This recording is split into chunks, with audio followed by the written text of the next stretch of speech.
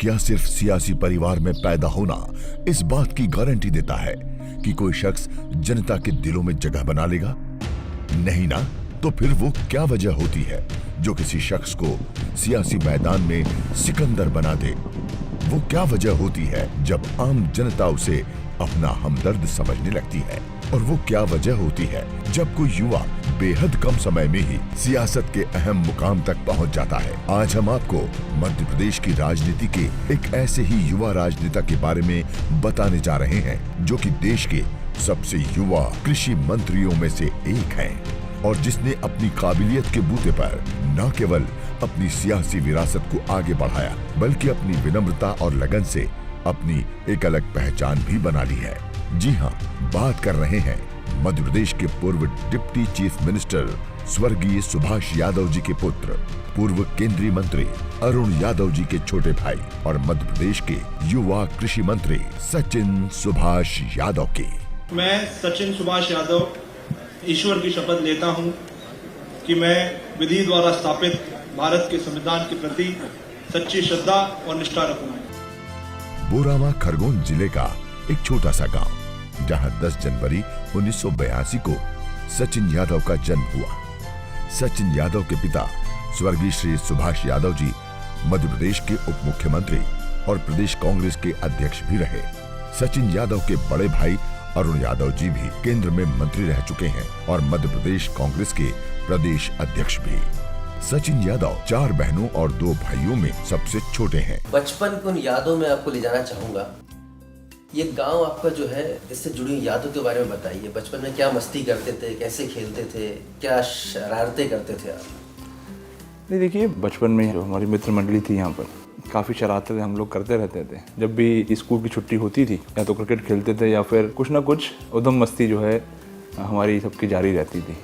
कृषि मंत्री श्री सचिन यादव जी हमारे बचपन के साथी हैं और उनको गांव में जो गोदड़े गम्मत होना, इनमें बहुत वो रुचि लेते थे और नदी पे नहाना। और हमारे पुरानी क्रिकेट टीम थी हमारी बचपन की, निमाड़ क्लब क्रिकेट टीम से हमारी टीम जानी जाती थी और क्रिकेट में भी बहुत शौक रखते थे।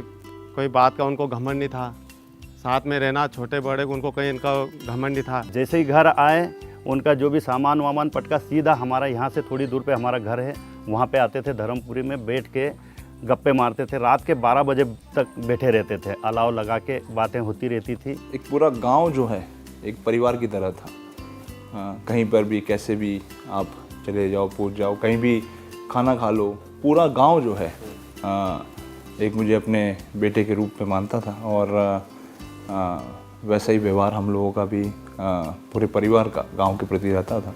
तो बड़ा स्नेह और बड़ा लाड़ जो है पूरे गांव की तरफ से मिलता था। सचिन भैया, अरुण भैया के साथ में वो मस्ती की वो यादें, जब दोनों भाइयों साथ में मस्ती करते थे और कभी पिताजी से भी डांट पड़ी आप लोगों को? हाँ, कई बार। पिताजी की तरफ से तो कम, लेकिन हमारी माताजी की तरफ से हमको कई ऐसे अवसर हैं जहाँ पर उनकी डांट हमको सुननी पड़ती थी। अच्छा, एक तो आपके फादर सुभाष जी, ऊपर से आपके बड़े भाई अरुण भैया, तो एक गैंग टाइप की बन जाती है। जब दोनों भाई साथ में हों तो मिलकर भी मस्ती होती थी। तो कुछ अरुण भैया के साथ कुछ ऐसी आपकी यादें हों बचपन की? नहीं, देखिए, चूँकि बड़े भैया हमारे उम्र में मेरे से लगभग 8 साल बड़े हैं, तो मैं हमेशा उनको एक बड़े रिस्पेक्ट की नज़र से और बड़े आदर से जो है हमेशा उनको देखता हूँ। जब नर्सरी में था तब मैं यहाँ से गांव से चला गया था इंदौर। उसके बाद 2nd क्लास में मैं डेली कॉलेज में चला गया और 2nd से लेकर के 12th तक मैंने अपनी डेली कॉलेज में हमने पढ़ाई करी। जब भी छुट्टियों में यहाँ पर आते थे, क्योंकि बड़े भैया भी डेली कॉलेज से ही पढ़े हुए हैं, तो हमारी छुट्टियाँ जो हैं लगभग साथ में ही होती थी। जब गाँव में आते थे तो गाँव की जो पूरी मस्ती होती है, खेत में जाना, बैलगाड़ी चलाना, यहाँ पर दोस्तों के साथ में नदी पे जा कर के तैराकी करना। क्योंकि उस ज़माने में बहुत ज़्यादा खेलों के साधन नहीं हुआ करते थे, तो इसलिए हम लोग जो साइकिल होती थी, उस साइकिल के जो टायर निकल जाते थे, ख़राब हो जाते थे, वो साइकिलों के टायर लेकर के हम लोग रोड पे निकल जाते थे। किलोमीटरों तक हम लोग चले जाते थे। गांव में उस टाइम पे एक हमारे यहाँ गांव में एक खेल होता था, गोबर लाकड़ी, जिसको हम लोग निमाड़ी में हम लोग बोलते हैं, उसको हम लोग खेलते थे। गिल्ली डंडा हम लोग खेलते थे, जो है लट्टू, जिसको हम लोग निमाड़ी में भवरी बोलते हैं, वो हम लोग चलाते थे। तो इस प्रकार के जो खेल होते थे उन खेलों में हम लोग हिस्सा लेते थे।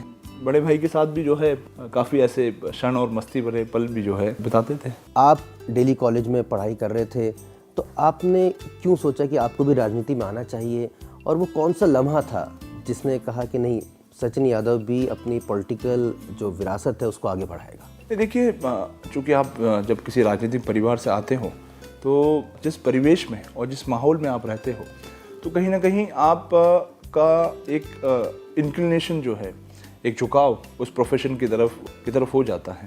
जब हम लोग बड़े हो रहे थे तो और जब छुट्टियों में हम लोग स्कूल से आते थे, बोर्डिंग से आते थे, तो दिन भर लगातार जो है जिस प्रकार हम पिताजी को देखते थे कि सुबह से लेकर के शाम तक वो लोगों की समस्या सुनते थे, उनकी समस्याओं को निराकरण करने का काम करते थे, गरीबों के आंसू पोंछने का काम करते थे, उनकी मदद करने का काम करते थे। तो कहीं ना कहीं एक संतुष्टि का भाव जो है हमको उनके कार्यों के माध्यम से हमको देखने को मिलता था। तो एक झुकाव तो रहा शुरू से, पर राजनीति में आएंगे ऐसा कभी कोई सोच करके, कोई प्लानिंग करके नहीं हुआ। ये सारा जो है जब मैंने अपनी कॉलेज ख़त्म किया, अपनी पढ़ाई ख़त्म करी और जब यहाँ पर क्षेत्र में आया तो जो खेती बाड़ी है, खेती बाड़ी देखना शुरू करी। धीरे से फिर थोड़े व्यवसाय में हम लोग गए, उनको देखना हमने शुरू किया। पिताजी ने फिर जो यहाँ पर जो शिक्षा के जो केंद्र खोले उनमें थोड़ा सा जो है इन्वॉल्वमेंट होने लगा। धीरे धीरे उस माहौल में हम लोग आने लगे। क्षेत्र में भी धीरे धीरे हम लोग लोगों से मिलना जुलना, लोगों के सुख दुख में जाना, शादी हो, किसी के यहाँ कोई मृत्यु हो जाए, कोई गमी हो जाए, वहाँ पर जाना। तो धीरे धीरे जो है उस माहौल में, उस परिवेश में हम लोग आने लगे। और जब 2013 के विधानसभा के पूर्व पार्टी ने अवसर प्रदान किया, क्षेत्र की जनता ने जिता करके मुझे भेजा। जब मैं दोबारा 2018 के विधानसभा के चुनाव में हम लोग गए तो दोबारा जनता ने मुझे आशीर्वाद दिया और सबके आशीर्वाद, सबके सहयोग से मुझे प्रदेश ही नहीं बल्कि देश के सबसे युवा कृषि मंत्री होने का सौभाग्य मुझे प्राप्त हुआ। बचपन से ही सचिन यादव को क्रिकेट का जुनून रहा। मंत्री बनने के बाद भी जब भी समय मिलता बल्ले पर हाथ आजमाए बिना नहीं रहते।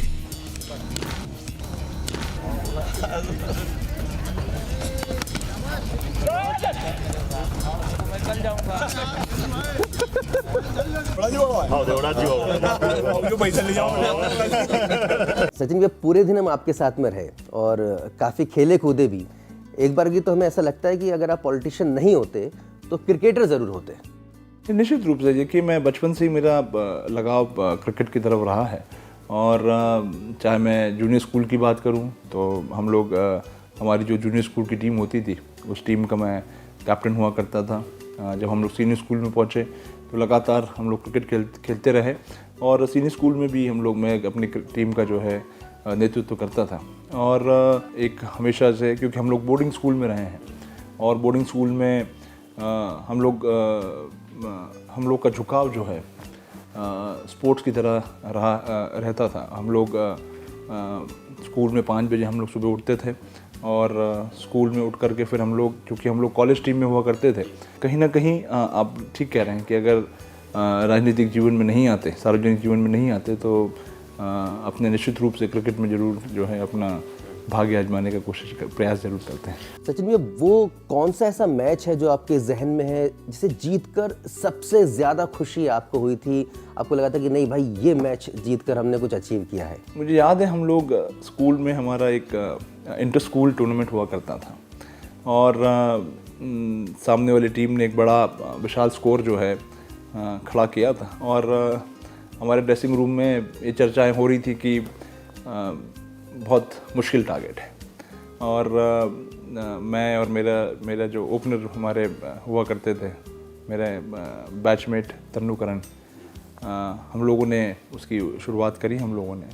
और धीरे धीरे हम लोगों ने जो है रन्स बटोरना चालू किए। फिर जब सेट हो गए तो फिर बाउंड्रीज़ की तरफ हम लोग बढ़े और बड़ा क्लोज जो है वो फाइट थी और हम लोग उस मैच में हम लोग जीते और वो मैच निश्चित रूप से जो है मुझे हमेशा अपने जीवन में याद रहेगा। अच्छा भैया, आप एक यंगस्टर हैं और मूवीज़ देखना तो आपको पसंद होगा ही। आपकी फेवरेट फिल्म या कहा जाए कि फेवरेट एक्टर कौन है, और वो कौन सा ऐसा एक्टर है जो आपको इंस्पायर भी बहुत करता है, जिसे कहने के आप कनेक्टिविटी ज़्यादा महसूस करते हैं? मेरे जो फेवरेट एक्टर हैं अमिताभ बच्चन हैं, और उन अच्छा, आप नहीं भी बताते तो मैं बोलता आपकी हाइट भी अमिताभ बच्चन जैसी है, और आपको अक्सर लोग बोलते होंगे भाई इतने लंबे हो, अमिताभ बच्चन जैसे हो। एक वर्सेटाइल एक्टर थे वो। और तो उनकी कोई फेवरेट मूवी जो आपको बहुत पसंद आती है? बहुत सारी मूवीज़ है, बहुत सारी ऐसी मूवीज़ जिनको आप कितनी भी बार देख लो आप का जो है मन नहीं भरता है। उदाहरण के तौर पर शोले पिक्चर आप कितनी भी बार देख लें, आप सत्ते पे सत्ता आप देख लीजिए। तो ऐसी कई पिक्चरें हैं। और अगर 90s की बात करें तो मैं समझता हूँ 90s में आमिर खान की और सलमान खान की एक मूवी आई थी अंदाज़ अपना। वो बड़ी मुझे बहुत अच्छी कॉमेडी मूवी थी और मुझे बहुत पसंद है। और उसके मतलब इतनी बार वो पिक्चर मैंने देखी, लगभग उसके बहुत सारे जो डायलॉग भी इतने पॉपुलर हुए हैं, और वो काफ़ी सारे डायलॉग जो है याद भी होते हैं। और कभी कभार जब मेरा नाम है मिस्टर गोगो तो जब फ्रेंड सर्कल्स में रहते हैं तो उन डायलॉग्स को कभी कभार हम लोग यूज़ भी करते हैं। तो काफ़ी जो है लगाव मूवी से रहता है। सचिन यादव अपनी फिटनेस को लेकर बेहद सजग रहते हैं। यही नहीं, सचिन को घुड़सवारी का भी बेहद शौक है। उनके इस अंदाज को देखकर तो कोई भी दांतों तले उंगली दबाने पर मजबूर हो सकता है। सचिन यादव अपने घोड़ों की बखूबी देखभाल भी करते हैं। एक शब्द मुझे आपके पूरे साथ में रहने के दौरान आ रहा है याद, उसे कहते हैं काउबॉय। काउबॉय की अगर आपको मूवीज़ याद आ रही हो तो वो घुड़सवारी करते थे, और बाकायदा उनकी हाइट भी आप ही की जैसी रहती थी, लंबे, और बड़ा शानदार सा वो कैप लगाते थे। ये घुड़सवारी कब आपने सीख ली?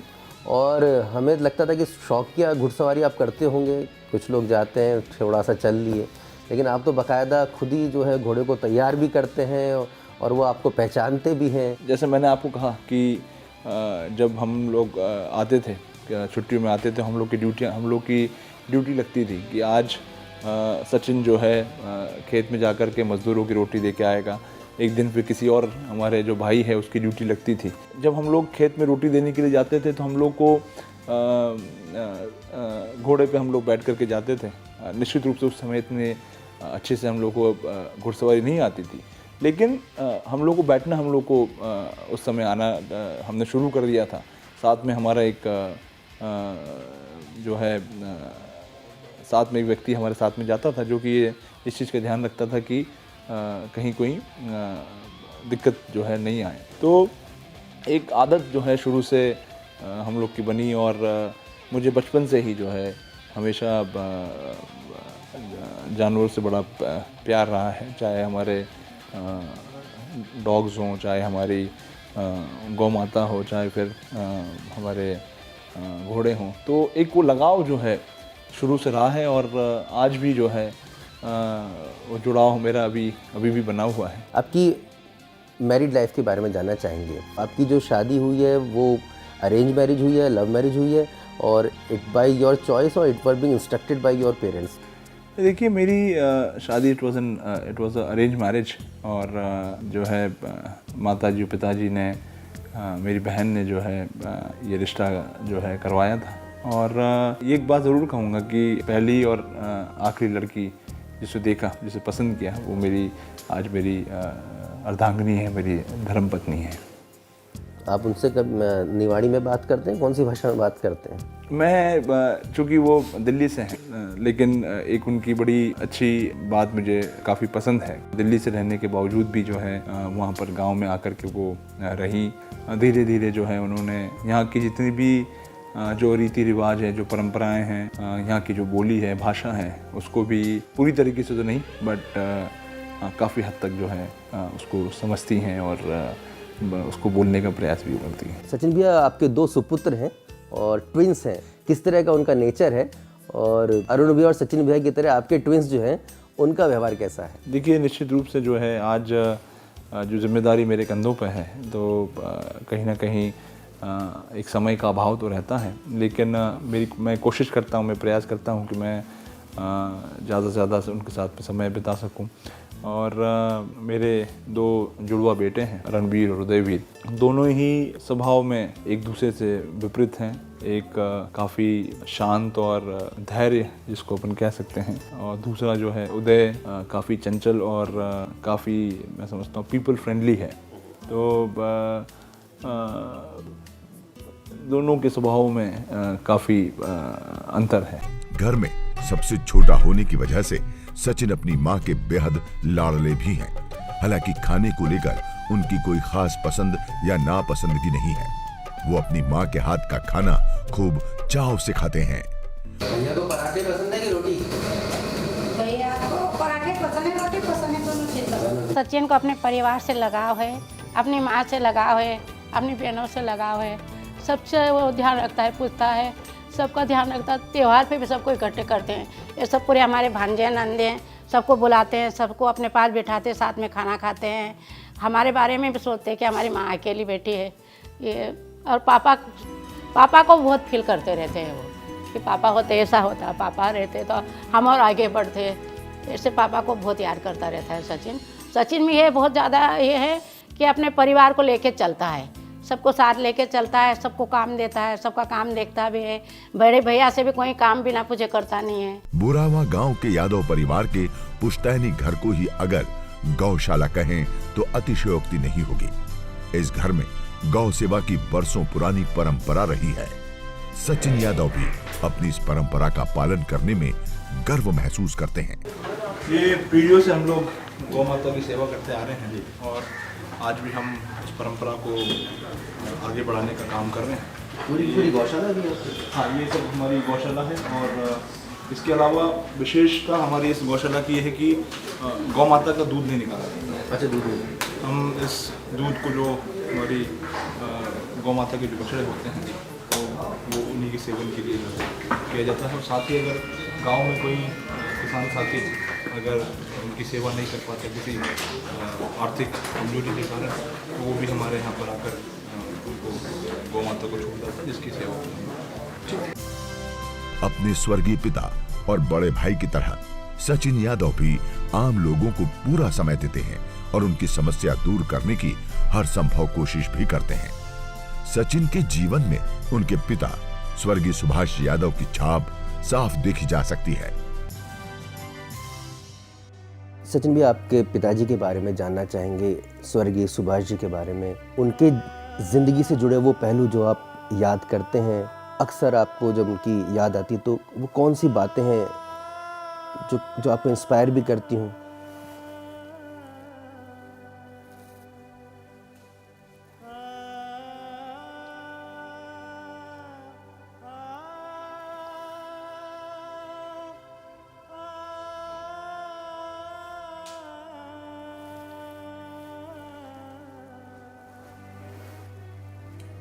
मैंने उनके मन में जो जीवटता देखी है और जो उनके जीवन के जो पहलू हैं, जिस प्रकार से क्योंकि स्वयं एक किसान परिवार से थे और स्वयं उन्होंने अपने हाथों से पूरी खेती करी है। मुझे पिताजी के साथी और माताजी और हमारे परिवार के जो सदस्य हैं वो बताते हैं कि उन्होंने स्वयं जो है खेतों में अपने कुएं खोदे, जो सांग जिसको बोलते हैं, उस सांगों से जो है कुओं को खोदने का काम किया।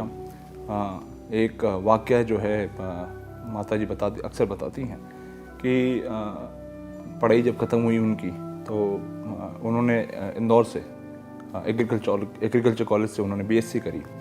और जब बीएससी पढ़ाई समाप्त करने के बाद जब वो गाँव में आए तो उस समय नए नए ट्रैक्टर आए थे और उन्होंने और उनके एक साथी थे, गबरूलाल जी उनका नाम था, मेरे रिलेशन में भी वो लगते हैं।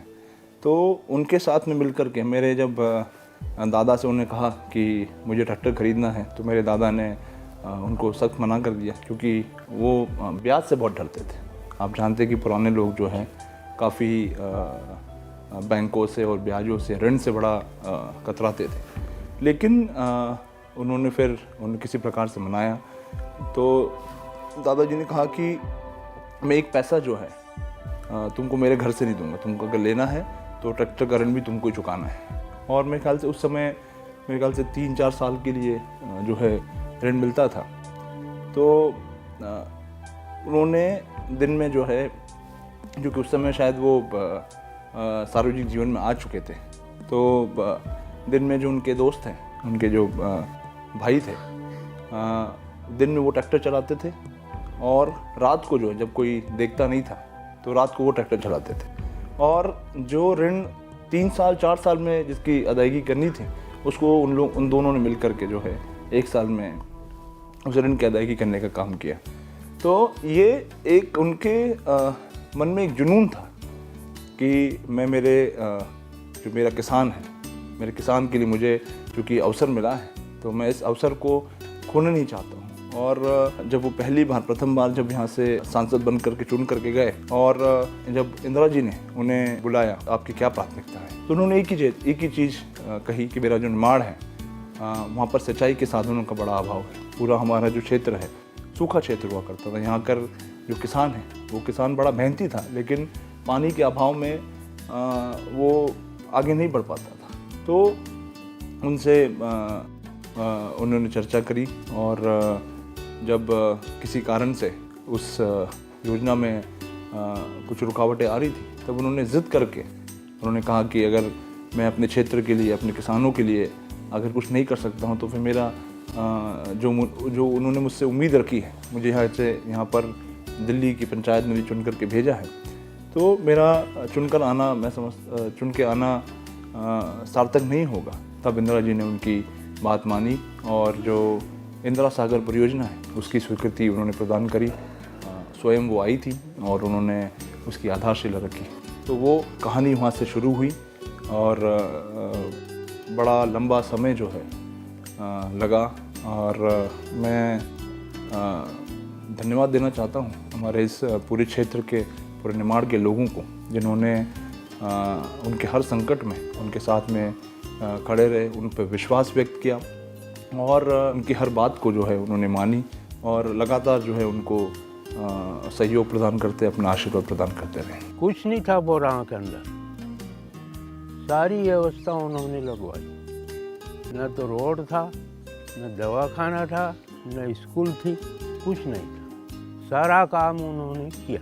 उसके बावजूद वो सबसे बड़ा काम कौन सा किया? पुनासला बांध का वो लाए, सब किसानों को जिंदा किया। नहर आने के बाद, पानी होने के बाद मतलब गर्मी का कपा लगने लगा, फसल भी अच्छी आने लगी और गेहूं की फसल भी बोने के बाद गेहूं भी अच्छे खासे निकल रहे हैं। बहुत काम किया उन्होंने, पानी भी लाया और यहाँ कॉलेज भी बना दी और शक्कर मिल भी बना दी। सचिन भैया उसी प्रकार का काम कर रहे हैं। मालिक इनकी रक्षा करे और इनको हमेशा के लिए नाम उन्होंने उनका अमर कर दिया। मध्य प्रदेश में 15 सालों के बड़े वनवास के बाद कांग्रेस किसान कर्ज माफी के बड़े वायदे के साथ सत्ता में आई। मुख्यमंत्री कमलनाथ ने कृषि विभाग के लिए एक ऐसे नौजवान को चुना जो कि न केवल बचपन से किसानों के साथ जुड़ा है बल्कि खुद खेती बाड़ी भी करता आया है। फिर चाहे बात बैलगाड़ी चलाने की हो या फिर ट्रैक्टर से खेत जोतने की, सचिन यादव अपने खेतों में बरसों से काम करते आए हैं। लिहाजा वे किसानों की समस्या और उनकी जरूरतों से बखूबी वाकिफ हैं। सचिन भैया, 15 साल बाद कांग्रेस की मध्य प्रदेश में वापसी होती है और एग्रीकल्चर यानी कृषि विभाग जैसा बड़ा पोर्टफोलियो, क्या आपने सोचा था कि इतना बड़ा पोर्टफोलियो आपको मिलेगा? कितना बड़ा चैलेंज था और कैसे आपने इसको एक बड़ी चुनौती के तौर पे लिया, कैसे इसको डील किया? देखिए, सबसे पहले तो मैं आदरणीय राहुल गांधी जी और आदरणीय कमलनाथ जी को, उनको मैं धन्यवाद साधुवाद देना चाहूँगा कि उन्होंने एक नौजवान को एक इतने बड़े महत्वपूर्ण महकमे की जिम्मेदारी देने का काम जो किया है और एक विश्वास जो है एक युवा नेतृत्व पर जो है उन्होंने व्यक्त किया है। और निश्चित रूप से जो जिस पृष्ठभूमि से हम लोग आते हैं, कहीं ना कहीं वो पृष्ठभूमि आज मेरा ये जो डिपार्टमेंट है उस डिपार्टमेंट को चलाने में मुझे सहयोग प्रदान कर रहा है। हमारी सरकार ने 14,000 से अधिक किसानों का 82 करोड़ रुपए का ऋण माफ करने का काम आदरणीय साथियों हमारी सरकार ने। जो एक सोच जो किसानों के प्रति बचपन से जो है हमने निर्मित करी है। किसानों के दुख तकलीफ़ को सिर्फ देखा नहीं है, उनको हमने बहुत करीब से अनुभव करने का काम किया है। तो ये सब चीज़ें जो है कहीं ना कहीं आज हम उस स्थिति में हैं जहाँ पर हम बैठ कर के हमारे किसानों के हित में निर्णय और फैसले ले सकते हैं। और आप देख रहे हैं कि सरकार बनने के बाद जिस प्रकार से माननीय मुख्यमंत्री जी के नेतृत्व में हमारी सरकार ने जो किसान ऋण के कारण जो है ब्याज के कारण जिनको आत्महत्या करने पे मजबूर होना पड़ता था, उनको हमने विषम परिस्थितियां होने के बावजूद हमने उनको ऋण माफ़ी का लाभ देने का काम किया। उनकी जो लागत मूल्य थी उस लागत मूल्य को कम करने के लिए हमारी सरकार ने बिजली के बिल को अदा करने का काम किया। तो ऐसे तमाम निर्णय और फैसले जो है माननीय मुख्यमंत्री जी के नेतृत्व में हम लोगों ने लिए हैं। और जो है हम लोग मेरा ये कोशिश, मेरे ये प्रयास रहेगा कि हम लोग सही मायने में जो है हमारे प्रदेश के अन्नदाता, हमारे प्रदेश के किसानों की हम लोग सेवा कर सकें। आप जब हमें खेत पर लेकर गए और कहा कि हम बैलगाड़ी में जाएंगे, तो मेरे जहन में आया कि शायद मंत्री जी थोड़ा रोमांच करेंगे और थोड़ा जो है उसकी कमान पकड़ लेंगे। लेकिन आपने जिस तरह से उस बैलगाड़ी के ऊपर आप सवार हुए और जिस तरह से आपने लगाम थामी और जैसे ही आपने हाँकना शुरू किया, तो शुरुआत में जो मेरा डर था वो धीरे धीरे दूर होता गया और एक समय बड़ी कंफर्टेबल पोजीशन में मैं उसको राइड को एंजॉय भी कर पाया। देखिए, बचपन से हम लोग ये सब चीज़ें बड़ी नज़दीकी से हम लोगों ने देखी है। और चूँकि उस ज़माने में ट्रैक्टर वगैरह नहीं होते थे और जो पूरी खेती होती थी वो बैलों पर आधारित होती थी और बैलगाड़ी उस समय जो है बड़ी प्रचलन में हुआ करती थी। तो खेतों में जाना, बैलगाड़ी पे बैठ करके जाना, खेतों में जो कार्य होते थे, चाहे हल चलाने का हो, बखर चलाने का हो, उसको नज़दीकी से देखना, तो ये सब चीज़ें जो है बचपन से हम लोगों ने देखी हैं और हम लोग जो है इससे हमेशा हम लोग जुड़े रहे हैं। तो ये एक स्वाभाविक रूप से जो है हम लोगों में ये सारी जो चीज़ें हैं इनबिल्ट जो है, ये सब चीज़ें नेचुरली जो ये सारी चीज़ें नेचुरली हम लोग के पास आई है। कृषि मंत्री बनने के बाद से ही सचिन यादव जैविक खेती के प्रोत्साहन को लेकर खास ध्यान देते हैं। वो खेती में वैज्ञानिक और आधुनिक तरीकों को समावेश करने के लिए लगातार जुटे रहते हैं।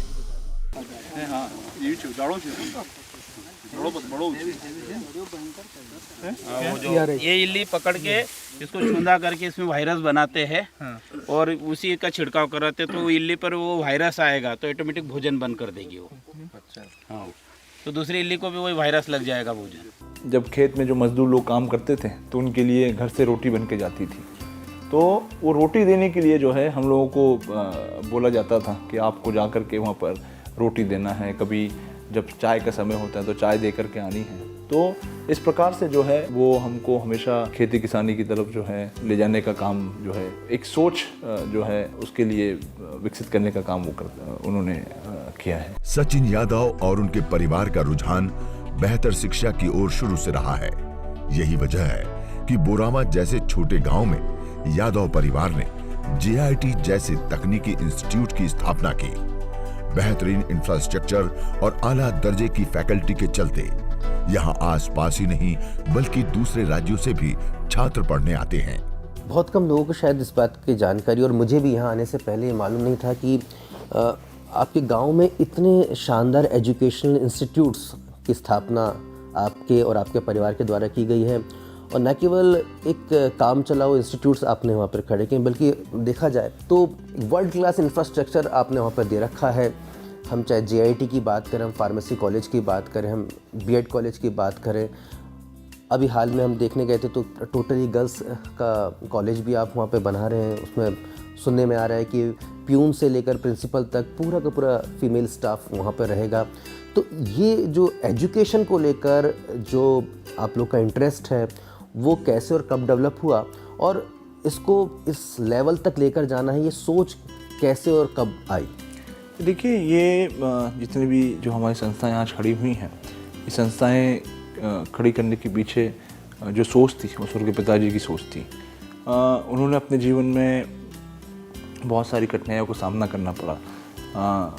वो बताते थे कि उनको यहाँ से 4 किलोमीटर प्राइमरी एजुकेशन ग्रहण करने के लिए उनको यहाँ से 4 किलोमीटर दूर जो है पैदल चल कर के जाना पड़ता था। और सबके आशीर्वाद से जो है उनको उस जगह उस मुकाम पे पहुँचने का मौका मिला। तो उन्होंने अपने इस क्षेत्र के लिए, क्योंकि हमारा जो क्षेत्र है एक ज़माने में जो है काफ़ी पिछड़ा हुआ होता था और साधनों के यहाँ पर अभाव होते थे, और वो देखते थे कि जो सक्षम लोग हैं वो तो अपने बच्चों को उच्च शिक्षा दे पाते थे, लेकिन जो निर्धन होता था, भले ही उनके बच्चों में काबिलियत हो, प्रतिभा हो, लेकिन धन के अभाव में जो है वो अपने बच्चों की पढ़ाई जो है आगे नहीं करा पाता था।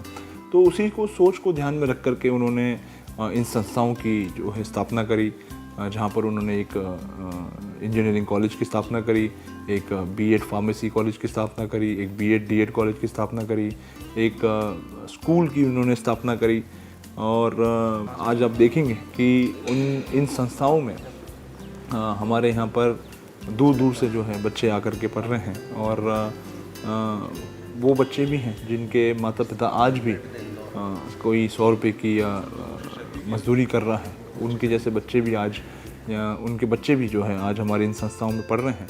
और जो प्रतिभा उनमें थी, आज अपनी प्रतिभा के दम पर जो है आज हमारे इन संस्थाओं के बच्चे नासा जैसी बड़ी संस्थाओं में जो है सेवा देने का काम कर रहे हैं। एक बड़ी तादाद में हमारे बच्चे अमेरिका और बाहर विदेशी कंपनियों, बड़ी बड़ी कंपनियों में, मल्टीनेशनल कंपनीज़ में जो है अपनी सेवा देने का काम कर रहे हैं। तो आज कहीं ना कहीं वो अपने परिवार को आर्थिक मजबूती जो है देने का काम वो लोग कर रहे हैं। ये हमारे पेरेंट्स के लिए भी बहुत बड़ी अपॉर्चुनिटी कि उनके बच्चों को इतना सेफ़ एनवायरनमेंट और कॉलेज हमारे ऐसे क्षेत्र में मिला है, जो कि इस पूरे क्षेत्र का एकमात्र ऐसा रिमोट सेंटर कॉलेज है जो हमारे बॉस ने हमें दिया है। हमारे सम्माननीय स्वर्गीय सुभाष जी यादव को धन्यवाद देना चाहती हूँ कि उनकी वजह से यही गाँव में रह के हमें एक इतना बड़ा कॉलेज मिला है, एक इंजीनियरिंग कॉलेज, जिससे कि हम और आगे बढ़ सके। युवा सचिन यादव मध्य प्रदेश सरकार के उन मंत्रियों में शुमार हैं जो कि अपने मुख्यमंत्री के द्वारा दी गई हर जिम्मेदारियों को पूरी निष्ठा और ईमानदारी से निभाते हैं। सार्वजनिक जीवन में सचिन यादव का अनुशासन युवाओं को प्रेरणा देता है। वही बातचीत में संतुलित शब्दों का चयन और सरलता उनके व्यक्तित्व को और भी आकर्षक बना देती है। विशेष रूप से भोपाल से बता रहे हमारे किसान फर्स्ट चैनल के करता भाई आशुतोष जी हमारे बीच में उपस्थित स्वर्गीय पिताजी। खुद से ड्राइविंग करते हैं, बड़ा आपको अच्छा लगता है, और ख़ासतौर पर जब अपने गांव में होते हैं तो आपको, मैंने देखा है कि आप काफ़ी रोमांचित रहते हैं, और खुद से ड्राइव करते हुए लोगों से मिलना काफ़ी अच्छा लगता है। नहीं, शुरू से ही जो है हम लोगों की आदत रही है कि जब खेत में जाना रहता है या फिर जब गांव पे रहते हैं, जब विधानसभा क्षेत्र के दौरे रहते हैं, तो कोशिश करते हैं कि हम, मुझे शौक़ भी है खुद गाड़ी चलाने का, तो बाकी जब भोपाल वगैरह में रहते हैं तो ऐसा अवसर नहीं मिल पाता। क्षेत्र में आकर के अपने उस शौक़ को जो है पूरा करने का काम भी करते हैं, और फिर इस बहाने सबसे अपना शौक़ भी पूरा हो जाता है और काम भी हो जाता है। एक बात और हमने महसूस करी आपके साथ में कि कभी इरिटेशन महसूस नहीं होता कि भाई सुबह से लेकर देर रात हो गई है और आपको अपने लिए, खुद के लिए वक्त नहीं निकल पाता, तो ये पेशेंस लेवल आप कहाँ से लेकर आते हैं? देखिए, मेरे जो विधानसभा क्षेत्र है, इन क्षेत्र के लोगों को मैं अपना परिवार मानता हूँ, और हमारी कोशिश, हमारा हमेशा ये प्रयास रहता है कि हमारे कोई भी परिवार का सदस्य जो है, अगर वो किसी प्रकार की कोई मुसीबत में हो या किसी प्रकार की समस्या का उसका सामना करना हो या किसी समस्या का निराकरण जो है करना, किसी प्रकार की तकलीफ उसको हो, तो हम लोग हमेशा 24 घंटे उसके लिए हमेशा उपलब्ध रहते हैं। सचिन यादव अपने पारिवारिक संस्कारों का पूरा पालन करते हैं। स्नान के बाद पूजा पाठ करना उनकी नियमित दिनचर्या का हिस्सा है। मंत्री होने के बावजूद सांझ ढले सचिन यादव अपने गांव में बनाए गए कृष्ण मंदिर में जाना नहीं भूलते। मंदिर की भव्यता को देखकर यह अंदाजा लगाना मुश्किल हो जाता है कि ये बोरामा गांव में मौजूद है। यहां आकर सचिन सारी दुनियादारी से दूर नजर आते हैं। गांव वालों के साथ भजन गाते सचिन यादव एक आम इंसान की तरह ही प्रभु की भक्ति में लीन नजर आते हैं।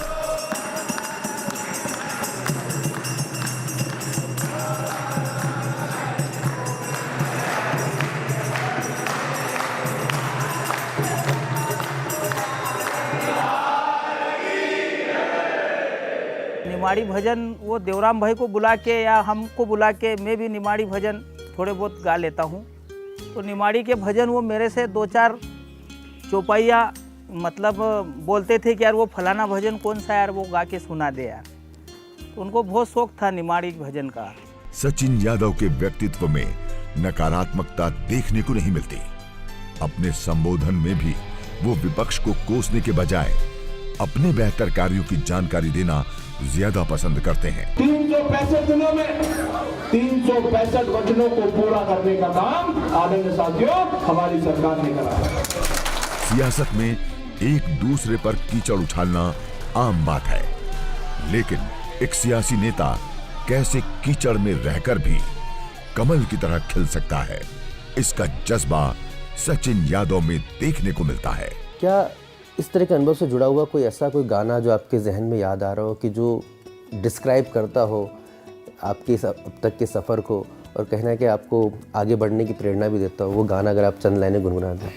एक गाना जो मैं समझता हूँ कि हमारी जो स्थिति है उसके लिए जो अगर कोई एप्ट गाना मैं कहूँ तो मैं समझता हूँ कि शायद मैं समझता हूँ परिचय मूवी का वो गाना है मुसाफिर हो यारो, जो मुझे काफ़ी पसंद भी है। और मैं समझता हूँ कि कहीं ना कहीं हम लोगों का जो जीवन है, राजनेताओं को जो जीवन है, उस राजनेताओं के जीवन को भी कहीं ना कहीं वो गाना जो है छूता है।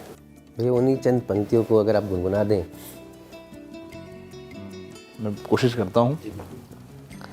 मुसाफिर हो यारो, ना घर है ना ठिकाना, मुझे चलते जाना है, बस चलते जाना। आदरणीय सुभाष यादव जी के पद चिन्हों पे जो सचिन यादव जी चल रहे हैं, उनके लिए मैं कुछ कहना चाहता हूँ। आपके नन्हे कदमों की आहट किसी की याद दिलाती है, आपके नन्हे कदमों की आहट किसी की याद दिलाती है, वो यही हैं, आप में हैं, निरंतर चलते रहें, आगे बढ़े, हमें उनसे भी आगे जाना है। बहुत बहुत शुक्रिया सचिन भैया, हमें समय देने के लिए, हमसे बातचीत करने के लिए और अपने जीवन के उन अनछुए अनदेखे पहलुओं से रूबरू कराने के लिए। Thank you Ashutosh ji.